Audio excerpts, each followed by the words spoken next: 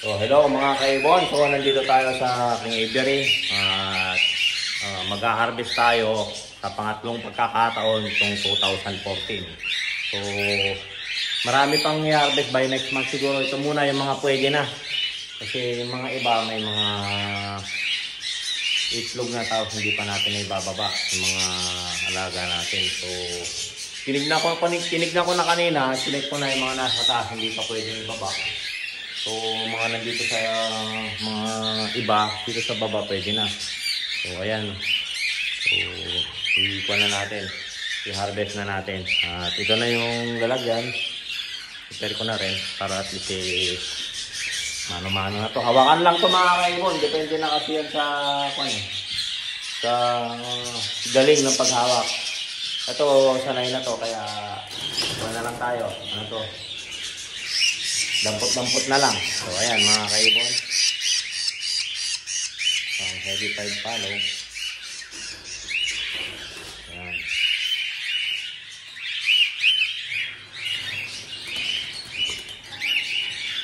Dampot-dampotin na lang natin. Malilipot din sila eh. So, hindi naman masyado masakit kapag nangagat yung kanila. So, ayan. Split follow na heavy tide. Natin. So, ayan. Ito rin, dalawa rin.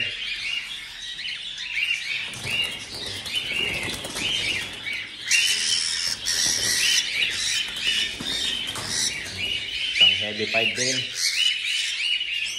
Napalo. Paro yan mga kaibon. Ayan, dalawa na. Heavy pipe palo. Saddleback. Saka saddleback pearl.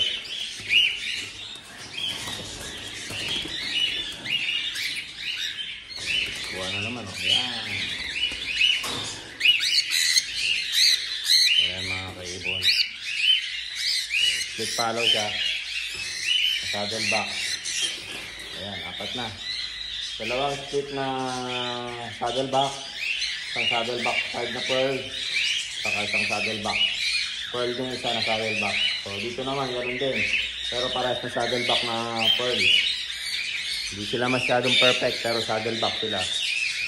So ayan mga kaibon. Galing din kasi sa mga heavy pied line na saddleback. Mga saddleback na heavy pied line din yan. Mga split follow sa kapalo ang pairing natin. So dito mga kaibon. So nakita nyo, yan yung inakay. Tapos may mga itlog na rin to.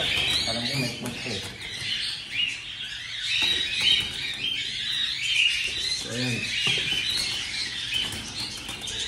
Papitaan na rin yung isa.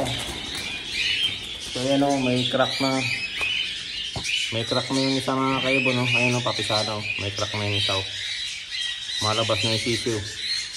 So ayan. Kailangan na natin tanggalin to. So tanggalin na natin. Ito mga silver follow saka white face green na alam na follow silver line. So ito isang RS. Possible hen siya mga kaibon. RS siya mga kaibon. So, ito.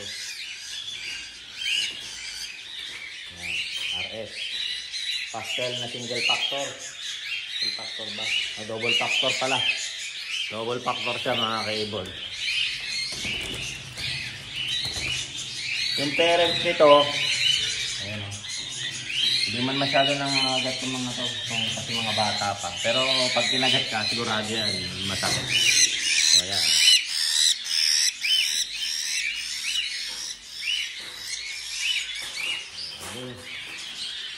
Tapos, ito nga yung sinasabi ko kahapon. So, hindi pa siya pwede. Mga 2 araw pa lang yata nakalabas. Isang clear 5 follow saka isang saddleback na follow. Tapos meron pa silang anak dito. So tanggalin natin ha. So ayan o. May anak pang sumunod. So ayan mga kaibon. Sa ilalim. So hindi na natin sila bulabugin. Baka magtampo. So kukunin na natin itong kukunin natin sana, kaso lang mga 2 araw pa lang siya nakababa. So saka na lang muna.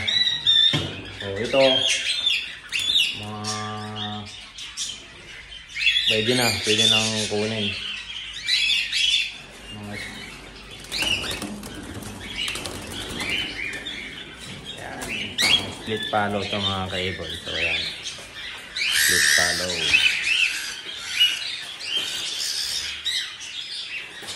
Yan, yan sila. Yan pa isa. Ano? Oh, di ba? Kung sanay na tayo manghuli, so ganyan na talaga, dampot-dampot na lang. Kasi mga bata pa yan, hindi pa masakit maagat. Saka di pa sila marunong mangagat. Yan. Heavy fight yun mga kaibon, no? Malinis. Malinis din. So ito, isa lang yung meron dito, yan, isa lang yung nabuhay. Tapos, tingnan yung mga kaibon, no?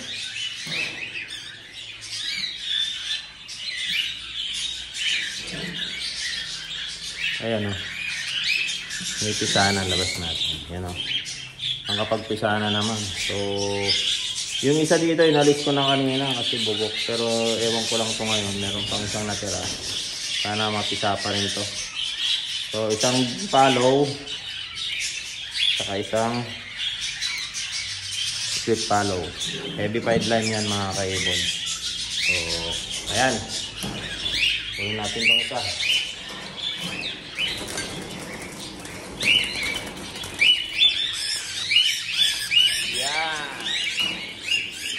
Ayan, kuha na.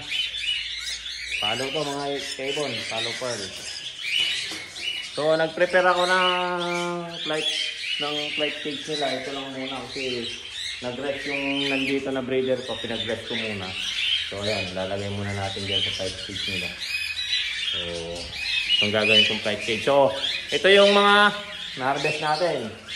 Ngayon, so, 2, 4, 6, 8, 9.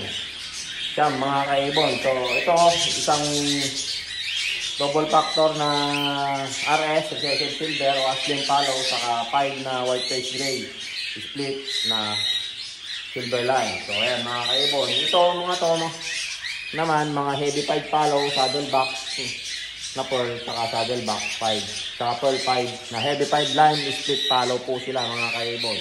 So ayan mga kaibon. Dito naman isang heavy 5 saka isang saddleback pearl na hindi naman perfect. So, pasok pa rin yan sa heavy 5, no, mga kaibon. So, ito naman, white face pearl 5. So, ayan, mga kaibon. White face pearl 5 siya na follow. So, ayan, mga kaibon. So, ilalagay na natin dun sa flight. So, ayan, naipakita ko na naman. Nai-check ko na naman yung harvest natin ngayon. So, lagay muna natin sa flight. So, ayan, mga kaibon, nandito na po yung na-harvest natin. Nilipat na natin sa flight cage. Maglalagay sila dyan ng 3 weeks to 1 month. So, depende sa lakas nila. Bago natin ihalo dun sa mga matured. So, ayan mga kaibon. Madami pa rin available. Ayan dyan sa taas, mga follow, split follow. Ano din dito, mga heavy pied saddleback, may split follow. So, ayan mga kaibon.